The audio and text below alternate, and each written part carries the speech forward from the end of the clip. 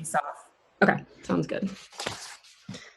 All right, guys. So this morning we're talking about mindset. So for those of you who are with us regularly, you know this is a message I, preach constantly. For those of you who are newer to our group here, then this is maybe something new for you. But I had a conversation with one of our agents yesterday and talking about mindset, and kind of here's the outcome of that conversation.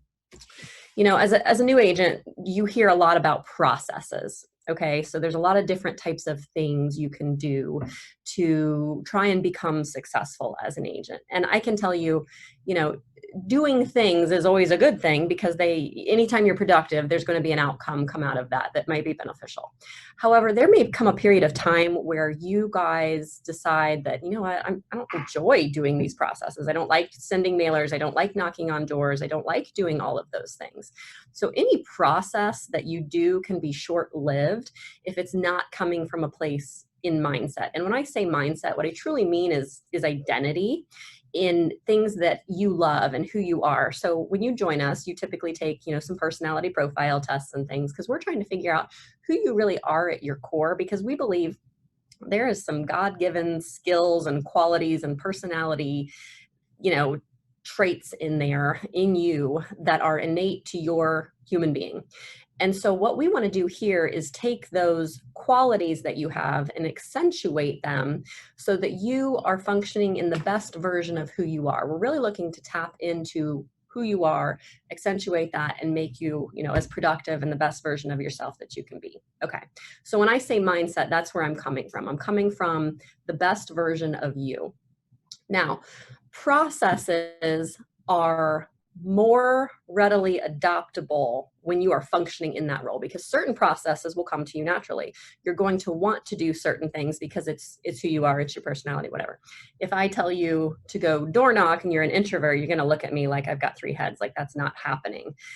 But when it comes from a place of that's what you love because it's who you are, then it comes naturally. So like Christy, I don't think she's on the call right now, but she's a really great example that we like to use at the moment, because she's a very analytical personality, and it was a natural fit for her to love organization and love paperwork and whatnot. So in real estate, she has found a role to function as, more of the company transaction coordinator. And even in her video testimonial, for those of you who saw that, she talks about how we really tapped into what her skill set was and her qualities. And although, yes, we are a real estate sales office and company here, we don't necessarily require that you all have to sell real estate. There are roles in this company that you can fill. You can sell. We're not saying you can't, but like there are so many different things you can do in a real estate organization that accentuate who you are. So Christy's skill set is analytical in nature, paperwork, processes. So transaction coordination was a natural fit for her. Abby's another one, great with technology, great with the marketing, great with accounting, great with all the back end processes that it takes to make us successful. Does she still do a deal here and there? And yeah, of course. But she functions and she thrives more in these back end process type things. So we're really looking to figure out how can we tap into your fullest potential based on what your personality fit is. And if you love sales and that's what you want to do, then great. Let's figure out what are the best ways to do sales for you. Now, this industry has a lot of disruptors in it. And by disruptors, I mean there are always going to be people blowing up your phone in this business once you become a licensed real estate agent that want to sell you a new tool, a new system, a new process, because they guarantee it's going to help make you successful. Well, guess what? As I mentioned earlier, if you don't come from at that tool or at that process or at that system from a place of that's who you are and that's part of, your mindset, then that's going to be a short-lived thing for you. You'll burn out on it. You won't do it. And you'll say, it never worked, right? Well, it's never going to work for you if it's not your thing and you don't own it. So my thing is always going to be, relationships. Relationships are going to bring you back to the key and the heart of who you are, because from a place of relationship is really where you function in wholeness and really what we want to see you thrive in. So you really don't need shiny tools, shiny systems, although we have the access to all of that for those who are looking for those things. And those are great things to do as a new agent, because you really need to practice on those things so that you can become experienced at it. You'll know what's being talked about in the industry. We really don't want you to practice on your closest friends and colleagues. We want you to practice on, some of the leads and things that we'll give you that just allow you to warm up and kind of get familiar with everything. But really, that's kind of what I'm getting at with the theory of mindset. So kind of before I dive into this any further, does anybody have any questions on that piece? And just to kind of explain the format here today a little bit, I'm going to lecture at you for a little while, but if you have questions, somebody stop me so that, you can dive it in there at the right moment. And then at the end, we'll definitely come back and answer more questions. So, hi, Liddy. Okay, so something I really want to stress about is kind of the history of this industry and where we go from here. So in 2008, the industry kind of started developing the script of a narrative about the rise of real estate tech. And our industry has definitely fallen subject to a narrative about disruptors, that tech and leads are the future and relationship skills and our interpersonal skills are irrelevant. So I think we really have an opportunity to change this course. And TJ and I were having a conversation kind of about this yesterday where, there were things about our company that we thought were special, but it was only special to us inside of the organization because frankly, everybody else in the world was successful. So it really is setting a stage for more of our message to come forth now because we're seeing not everybody is going to be successful this year. There's a lot of rhetoric and talk out there in the industry that people are really feeling the squeeze of this, COVID-19 crisis, but yet we're thriving in this. So I think it's really going to help boost our message a little bit further and give us a bigger platform for it. So I guess what I'm kind of getting at here is, our agents, we don't just stress hard skills here, which, hard skills would be sales skills and tools and technical, but we stress soft skills. And we have the ability to train you in these soft skills that really help you make the business your own. And something some of you probably heard me talk about before, the average agent income as far as NAR is concerned is around 40-some thousand a year across the country. And that's just an average uncoached type agent. But a coached type agent, their average income is 10 times that result. So we're talking, in the six figures. So if you want to really develop who you are, you really need to find a system and a program and a coach. And I don't just mean tools. I mean, somebody who can come alongside you and really bring out the best in who you are. And that's what we hope that we're doing here for everybody. So I would tell you, over the last year, we've really been prepping our agents for the season that we're in now. Something that I've said for years is the success of any real estate company isn't necessarily to be wildly different, but to stay 6 months ahead of your competitors. And I'd say that's what we've been doing. As a franchise, we've been teaching our agents to become more self-sufficient, to become insulated from market conditions. The Bible says where there's no vision, the people perish. And so we're really looking to give you a vision for the future. Some of you I shared these Inman articles with too, where it was talking about certain real estate organizations have been furloughing their staffs and their agents, and they're cutting like crazy. And, I think that the stage is ripe with the economic situation right now that agents will begin to kind of make a mass exodus out of this business in the hopes of survival. So in this last season of recession, like say around 2008, it was just more of a financial survival. And now we're talking about survival on multiple fronts. We're talking about survival in health. We're talking about survival in finances. When you take those two down, typically relationships, the next one to follow. So it's my desire that we kind of embrace this experience that we're going through right now and not just hope to survive it, but to thrive in spite of it. And, that to kind of go back to those models for a second in those companies that were very high tech driven, it seems that their models were only built around a thriving economy. And if, that's the case, they weren't insulated for when a change of conditions arose. And I think it was only ever going to be a period of time before those disruptors eventually disrupted themselves, but the market has now done it for them. So, here we are. For those of you that don't know on the call, I have had firsthand experience with COVID-19. It came with challenges both personally and of course, business-wise that we've kind of had to adjust for. But I think, and what I'm looking for is to come out of this experience thriving. My husband contracted it, I contracted it. Luckily the kids have not, but we've recovered from this. And I think that's the message mostly that I want to share is this message of hope, because there's so much fear out there. There's so much fear of the unknowns because unfortunately that's all the media really wants to share with everybody. And it's my desire that us as an organization, that we can spread this message of hope, of life, of love, of faith, because I think our testimony will be one that not only brings freedom to us, but it will bring freedom to others because we have something to talk about other than the fear. Um, I just think also it's going to give us an opportunity to go to places that maybe other people's can't or won't because of the fear of the unknown with the virus. So the fact that we've already encountered it, it's like, the David and Goliath example, killed a lion and it killed a bear. So who's this next giant that's going to come along? It's just, nothing is really that scary when you've already been through it, I guess. So my hope is to communicate this message to others, that there's other things to focus on and there's tremendous opportunity at hand. My people in the office here, y'all probably thought I've been crazy over the years to say, I can't wait for the next downturn, because that's when the real opportunities arise. Like the conversation I was having with TJ yesterday. When everybody's thriving, you're not unique. You really don't have a platform for a message. But as these companies begin to deteriorate, and what I'm hearing across the country is, some agents are experiencing January type markets, or their pipeline business is down 40 to 50%, and some even greater. That's not our experience here. We're up 30, 35% over this time last year. Well, the question would be why? Why in London, Ohio, or Plain City, Ohio, are we insulated from something that's affecting the entire country? And I would tell you it's because the way that we are individually handling this as well as corporately handling this.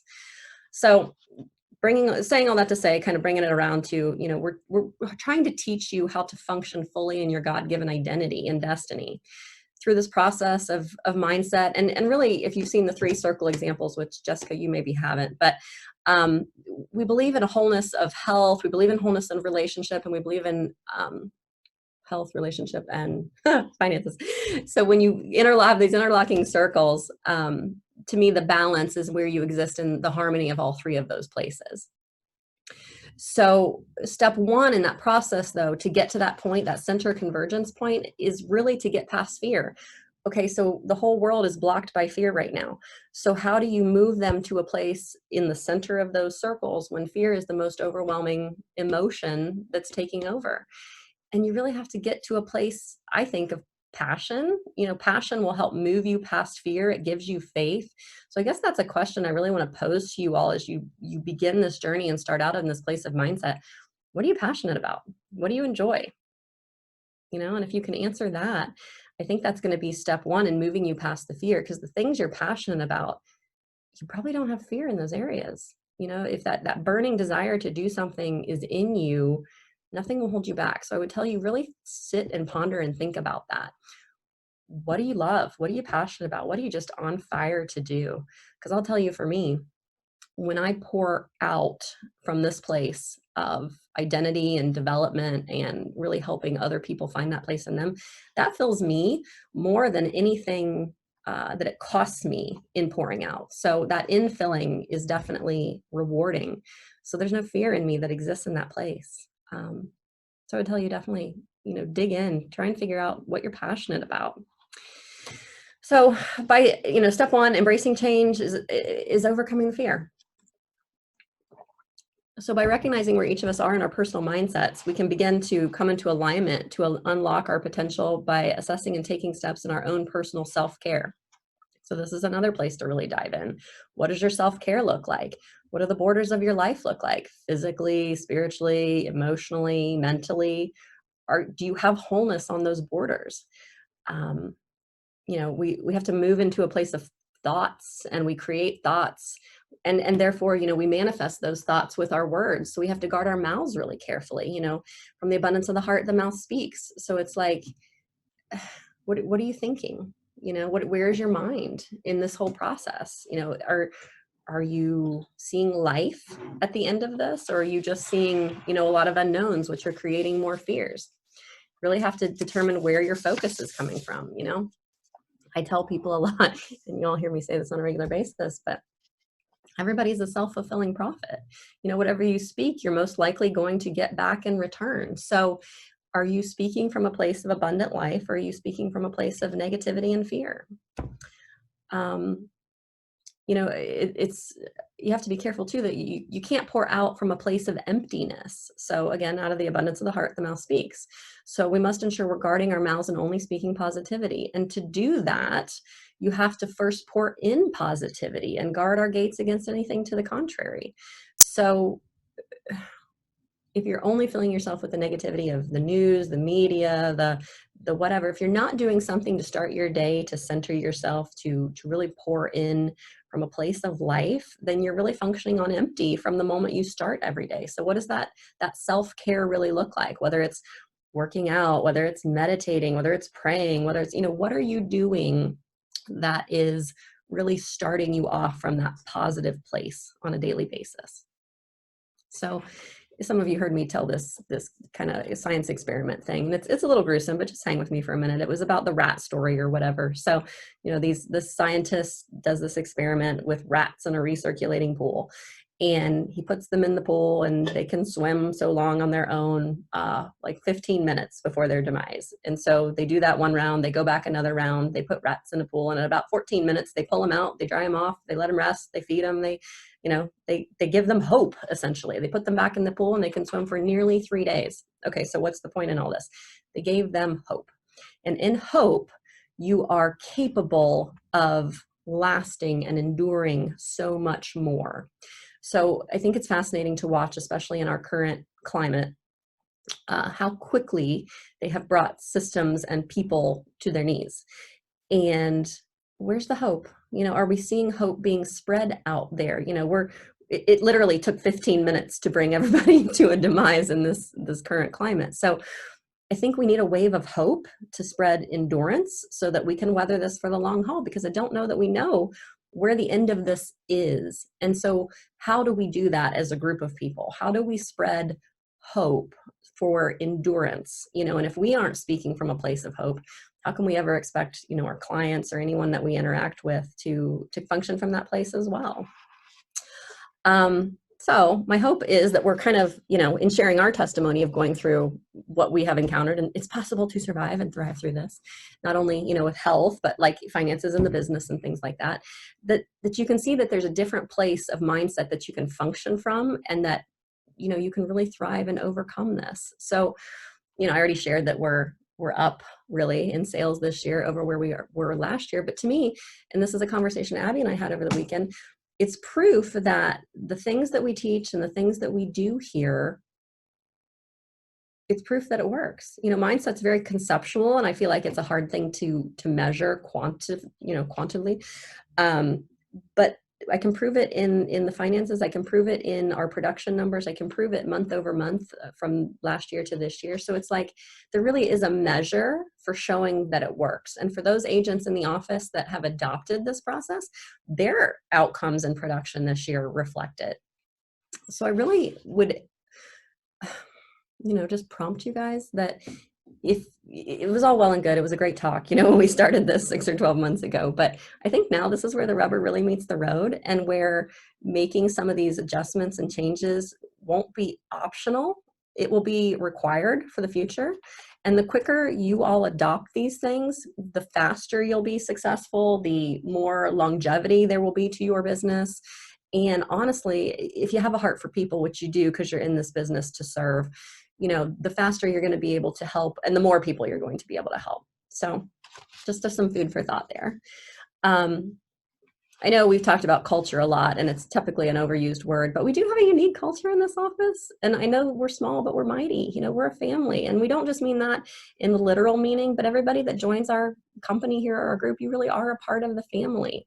We love people. It's one of the basic founding principles of our organization, and it's based in relationship. We've dabbled at times in the transactional business model of real estate, but we always bring it back to the relationship side, because this is really where we're at home. My call, my passion, what gets me out of bed every day really is activating people to function in their God-given calling and identity. It's at the heart of who we are here as a group of people. We believe that the provision that you need to complete your earthly assignment here, it's all wrapped up in your identity.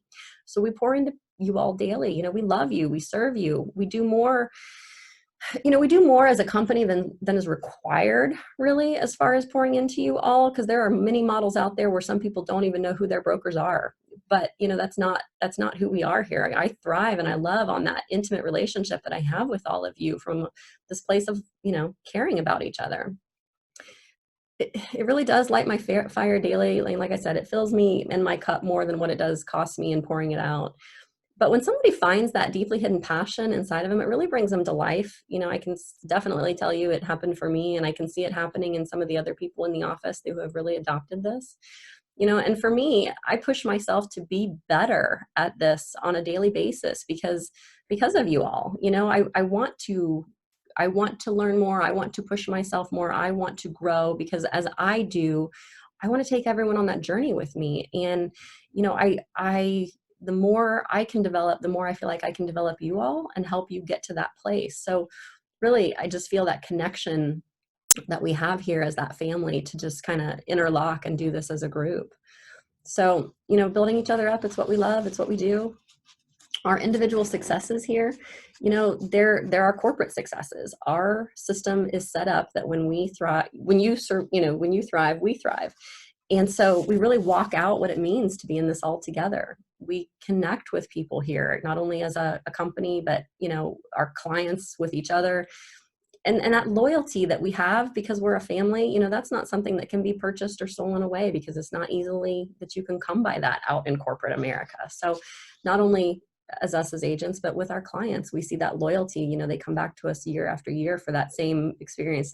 Those of you that know my mom, they all come back for the Laura Crager experience, right? Because, she takes care of them, and that's kind of always been who we are. So just to kind of ponder that as we're on the horizon now and signs of life are beginning to reemerge, that the economy may begin to be opening back up. I think we all need to decide how we wish to come through this experience that we've been on the last couple of months. Will it be in a position of offense or defense? We talk about this a lot in our business. Defense is really sitting back and letting everything happen to you, and you're never really achieving the goals that you set out to achieve. But from a position of offense, there's just so much opportunity out there in this market right now if you know how to capitalize on it. I have a quote written down here, and I don't want to misquote it, so I'm going to pull it out. And it's by Brene Brown. It was the book, The Gifts of Imperfection. It says, "Don't ask what the world needs. Ask what makes you come alive and go do it." Okay. So you hear people in business, think about, oh, well, what's a hole in the market that I can fill? Well, that's all well and good, but that goes back to processes again. That's a temporary thing because it may not be who you are.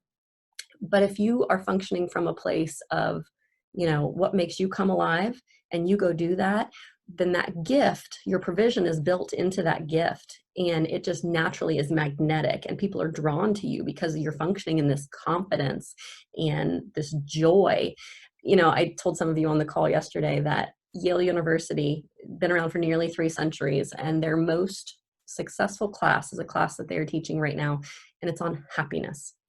And it's like, that's what the whole world is looking for, is happiness, and they can't find it. But yet when you're functioning in your God-given identity, you just kind of exude this joy and this happiness that is, like I said, magnetic, and people are drawn to it. And so you really don't have to try that hard or work that hard at being successful when you're functioning from that place of happiness and joy, which is the center convergence point of all of those circles that we talk about.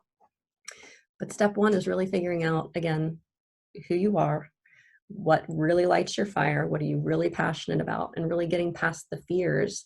Because honestly, when you're past the fear, you don't care what everybody thinks of you. You're not worried about man and their response, but you just have this joy that you're functioning from, and that definitely outweighs all the fears that can step in the way of all that. I to kind of go spiritual for a second, just to use these terms, but I think I can translate them in a way that is business oriented. We're looking for revival right now. We're looking for renewal. We're looking for reformation. And I think revival is about becoming the powerhouse that we were intended to be. You know who you are. You know why you're here. This is why we teach people weapons and tools to overcome and activate their identity. That's a changing of your mind, right? The renewal part, or the revival part. Renewal is about renewing your mind, renewing your relationships, and getting the mindset in right alignment. We talk about that alignment a lot, changing the way you think. And then with reformation, when we're functioning from an identity and a renewed mindset and wholeness and alignment, then everything you do in the marketplace begins to affect others. You have the ability to change others when you function from that place. So we begin to build community. And this is one of my favorite terminologies that I like to use these days. You become a cultural architect when you're functioning in that place. You have the ability to affect the culture around you.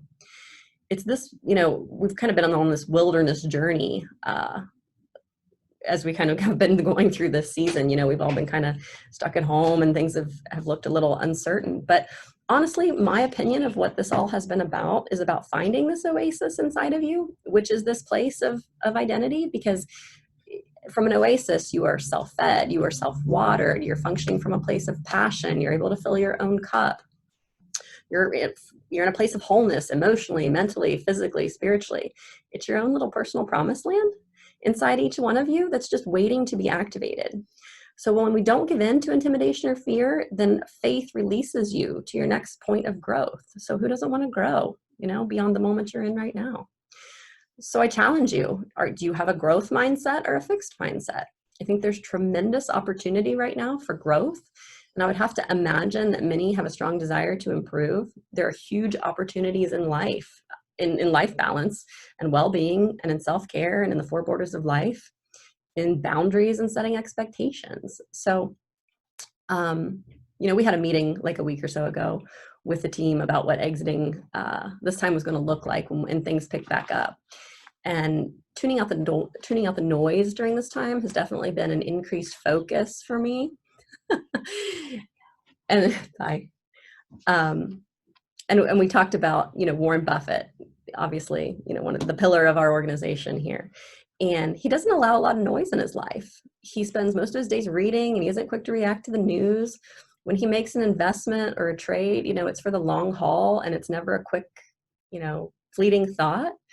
And I think we have an opportunity here to exit this experience more like Warren Buffett and the other 1%ers with a renewed mindset. Not ones who are quick to react to the next shiny process, but invest deeply in ourselves and each other for the future.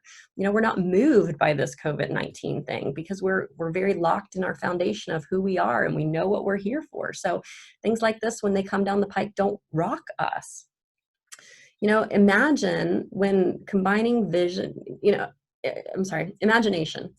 When you combine vision with imagination, science will prove it forms new neural pathways in your brain. So confessing these new visions allow these new synapses to activate. So that's where I'm talking about like this positive speak again.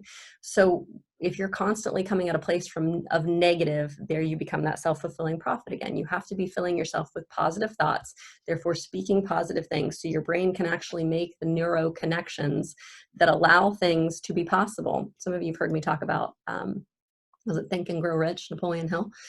He was commissioned in the early 1900s to do this study on the 500 most successful people in the world at that time, trying to figure out what was the one thing that they all had in common that made them successful. At the end of a 20-year study, the one thing that he concluded was the one thing they all had in common is that they believed it was possible, that they believed success was inevitable. And how many of you think that way? That you believe you are going to achieve success and destiny? I think we just luck into it most of the time, and we're thrilled that we got there. We're not sure how it happened sometimes, but I'm not sure we really come at it from a place of totally sold out to the belief that it's possible.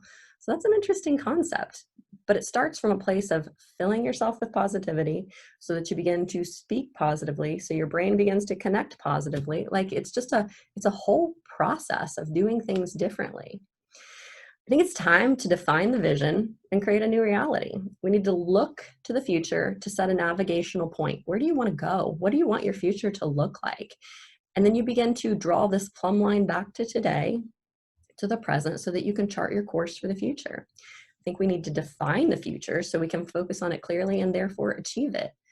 I said something to TJ yesterday about, your gift. Think about a professional athlete. They're gifted, but if they don't do something with that gift, it doesn't develop. Like, you don't just show up one day and become a professional athlete. Yeah, you may be gifted in that arena, but it takes discipline to achieve it. So are you functioning in a daily discipline that allows you to achieve greatness? I think that's how, you need to really think about how you start your day from that point. I'm I can go on and on about all this, but I mean, I guess what questions do you have? Does that all make sense? I mean, I don't know. Does it do anything for you, or is it just another good talk? I mean, now's really the time, I think, with the climate that we're in, that we really need to choose who we're going to be on the other side of this experience. So what's that look like for you guys?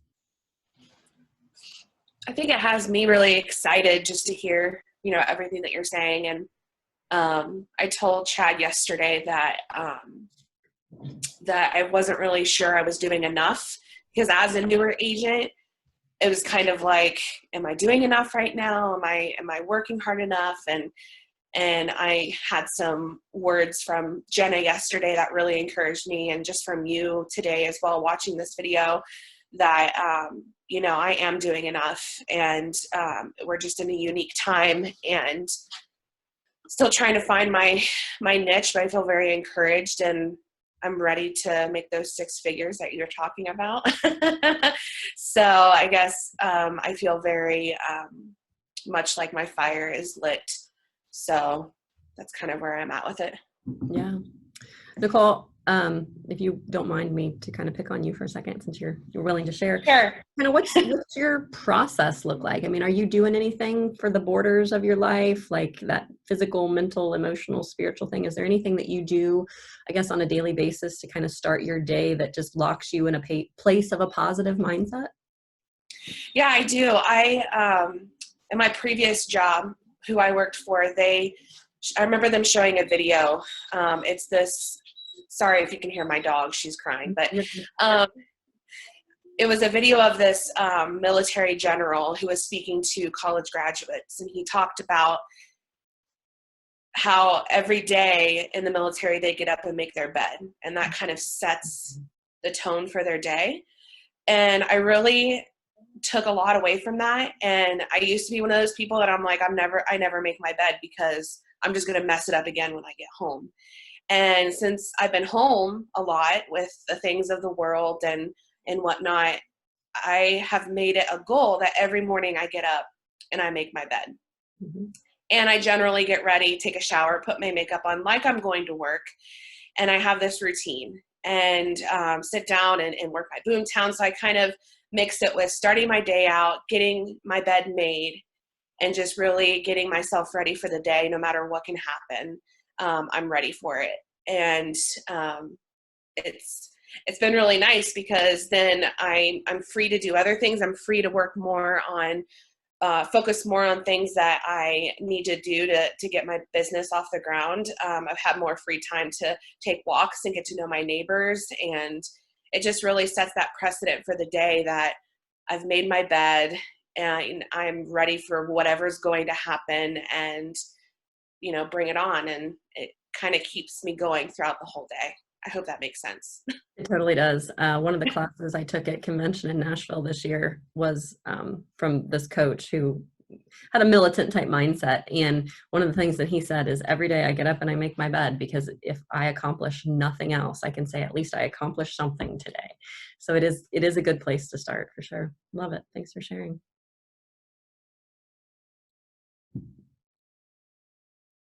Anybody else have any thoughts on identity and mindset and positive speak and starting your day out positively? And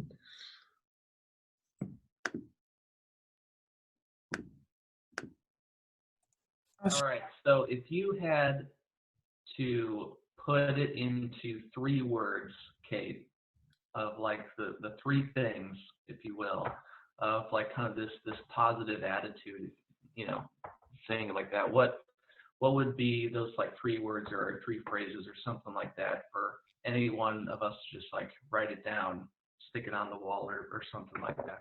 I'm going to make it 4, if that's okay. 3 or 4 is fine. Hope. Start with hope. Hope leads to faith, right? Which causes you to take an action, which yields a result.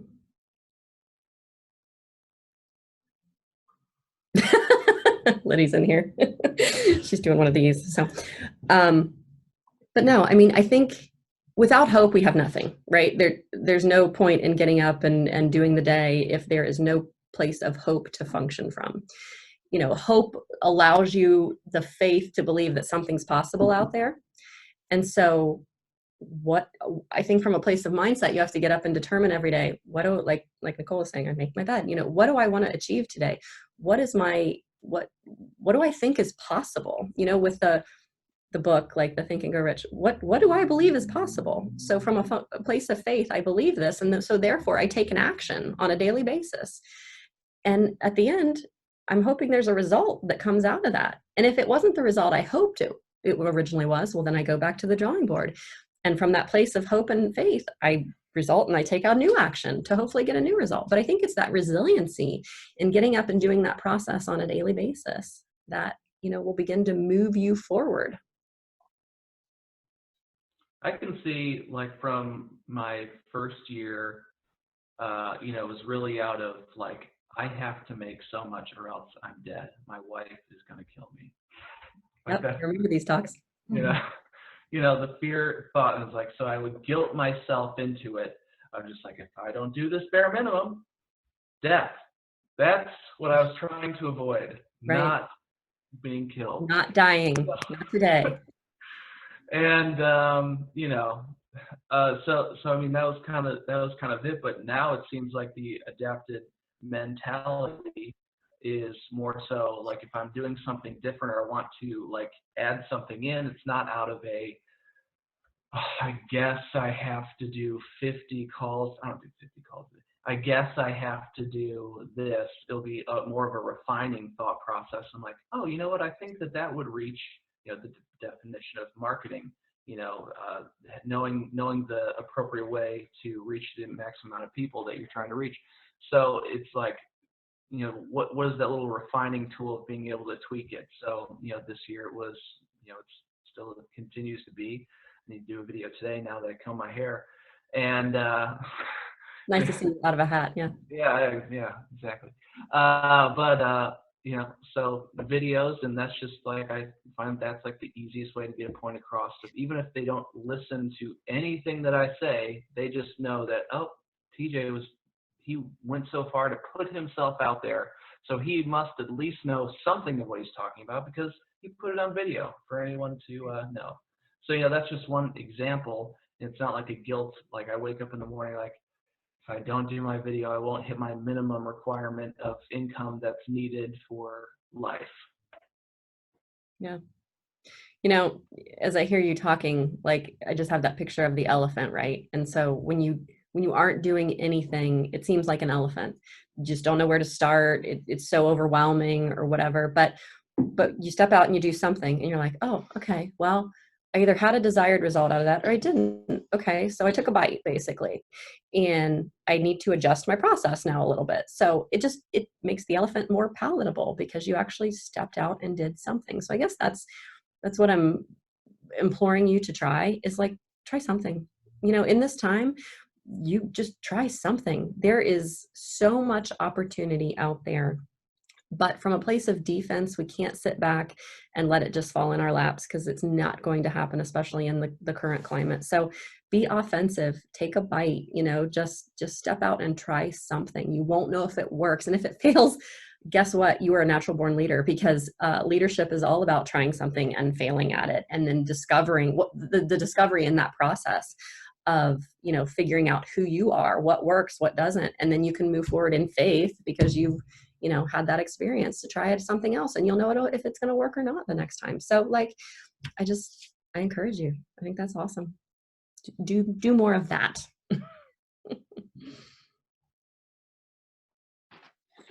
I think for me, as still a relatively new agent with only being in it for a year, I have been working really hard to shift my mindset from my former job. It was, I have to get up and go to work today. I have to take care of this. I have to take care of the house. And just kind of, I realized how negative all of that was and how much that was weighing on me. And now I'm looking at it as these are the things that I get to do every day. You know, I get to talk to more people. I get to educate more people. I get to educate myself and learn more every day. And that's where I'm trying to shift. That's where my mindset is shifting to, is looking at the positive aspect of everything that we're able to do rather than things that I have to do every day. And that's been a huge factor in the way that I'm doing things now. You know, Erin, I don't know if you always give yourself enough credit.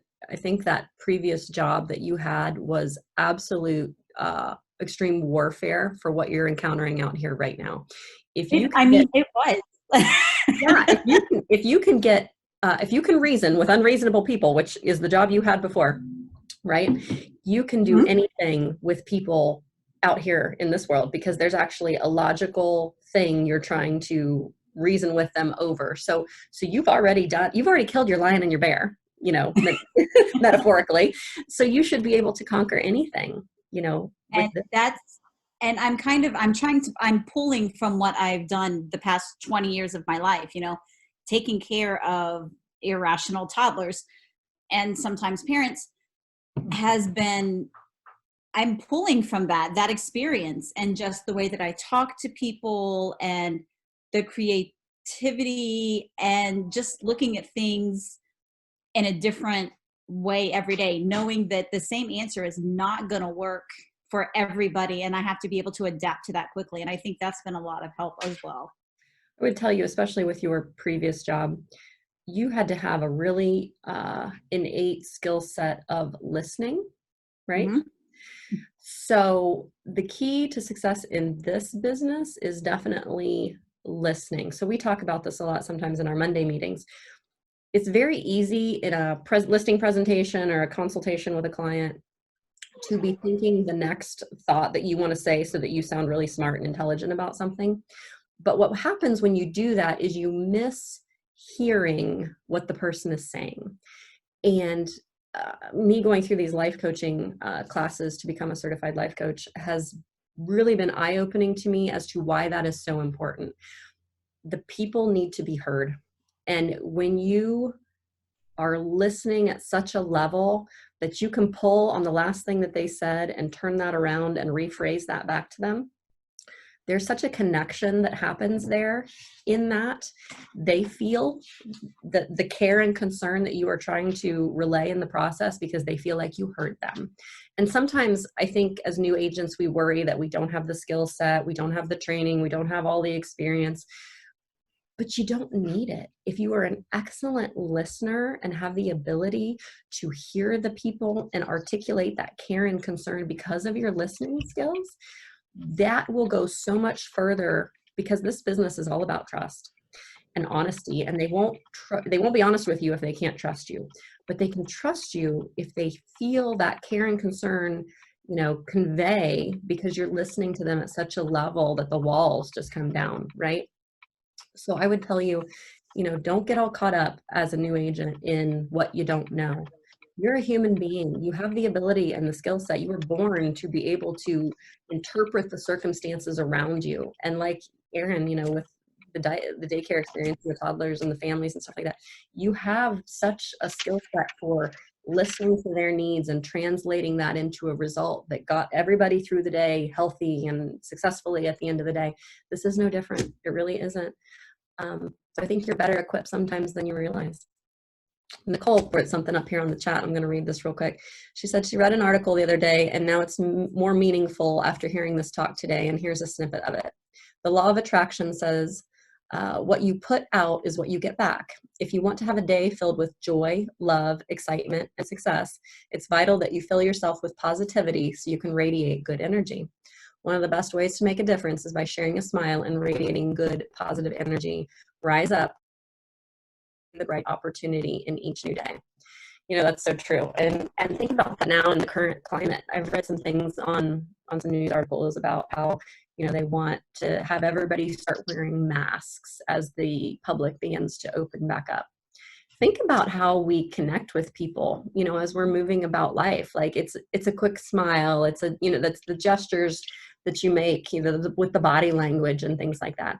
It's going to be harder for people to interpret if that's the way you have to begin to go back out and emerging in society. And especially think about kids. Kids really read body language signals and things like that. So I think we're going to have to do a better job of articulating that care and concern with our words, with our listening skills. They're really not going to care about your technical skills so much. It's going to be all about, the three circles and merging relationship into this being the biggest point of success, because really they're in the means of protecting our health. They're trying to limit our ability to have relationship with others. And eventually the stress that comes on you from limited interaction, the stress that will eventually hit people's finances will eventually, lead to stress in the health circle. There are things you can do to build immunity naturally, right? In health, you can take vitamins, you can exercise, you can eat right. There are things you can do to strengthen immunity in health. You can have positive relationships with people. You can have good listening skills and, ability to hear people and really share in those interactions. You can have good financial health by, being a good steward of what you have. It's all about, we're farmers here, right? We're a farming community. I'm from a farming family. It really is about, what are you planting? What are you planting so that you can reap a harvest when the time comes? We're here to plow the ground. We're here to plow it in our own mentalities personally. We're here to plow it out in the public and build relationships. We're really here to just kind of help everybody reap a harvest. And so I think your soft skills will become even more critical now going forward than they ever were before. So I think you all are on the right track. I think you're doing more than you realize sometimes and you give yourself credit for, but you've got it in you. You just have to believe, have that faith to believe that it's possible and see what you can achieve. Yep. High five back. Anybody else have any thoughts they want to share?